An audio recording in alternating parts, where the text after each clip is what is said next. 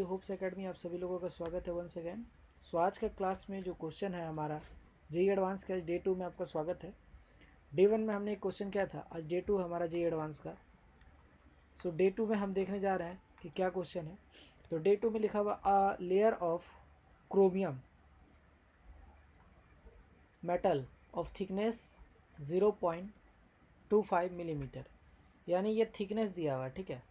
Okay, एक किसका है, क्रोमियम मेटल का। क्रोमियम मेटल इस प्लेटेड ऑन ए ऑटो का bumper, in auto bumper with a total area दिया हुआ है। सो नाउ हमारे पास एरिया दिया हुआ है एंड हमारे पास लेंथ भी दे दिया है। एरिया कितना दे दिया है, तो एरिया दे दिया है 0.32 मीटर स्क्वायर एंड जो लेंथ दिया हुआ है वो दिया हुआ है 0.25 मिलीमीटर।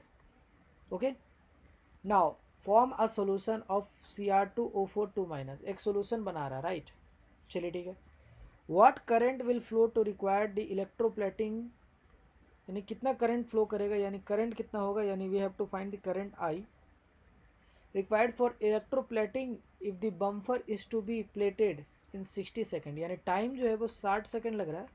कितना करंट दे कि बम्फर पर जो है वो प्लेटिंग हो जाए, किसका, क्रोमियम का। तो डेंसिटी ऑफ क्रोमियम दिया हुआ, राइट। तो डेंसिटी ऑफ क्रोमियम कितना दे दिया है, 7.20 ग्राम पर सेंटीमीटर क्यूब। देखिए, यानी हमको इनडायरेक्टली प्लेट करना है कुछ मेटल को, लेकिन कोई मेटल को हमको बम्फर पर प्लेट करना है, लेकिन वो मेटल का मास नहीं पता है।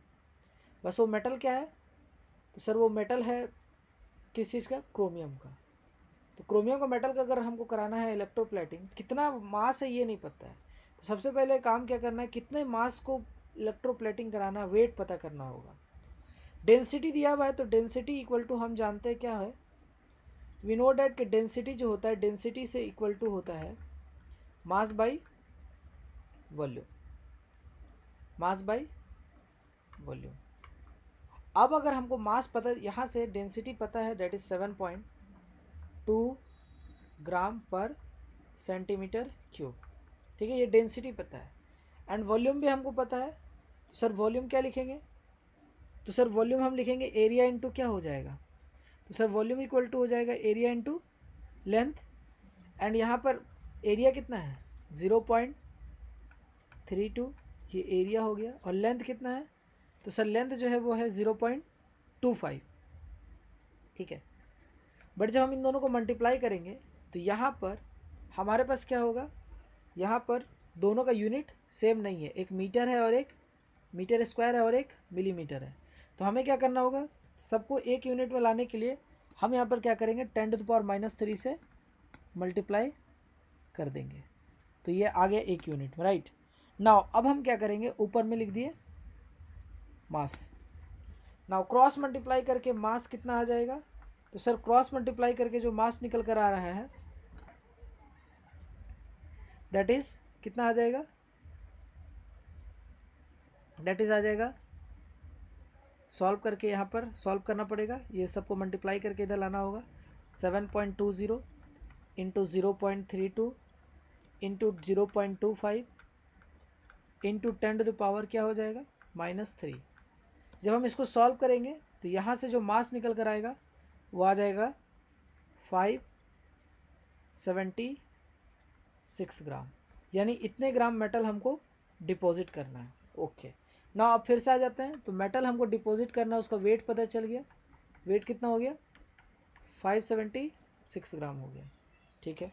अब हमें पता है मॉलिकुलर वेट क्रोमियम का कितना हो जाएगा, तो सर मॉलिकुलर वेट जो क्रोमियम का होता है वो होता है 52। नाउ टाइम भी पता चल गया हमको कितना है, सेकेंड है। तो सर टाइम कितना दिया हुआ है, टाइम दिया हुआ 60 सेकेंड, यानी टाइम है 60 सेकेंड। एंड हमारे पास करंट का वैल्यू भी पता चल गया, तो करंट कितना है, तो सर करंट निकालना है तो करंट यहाँ पर निकालेंगे।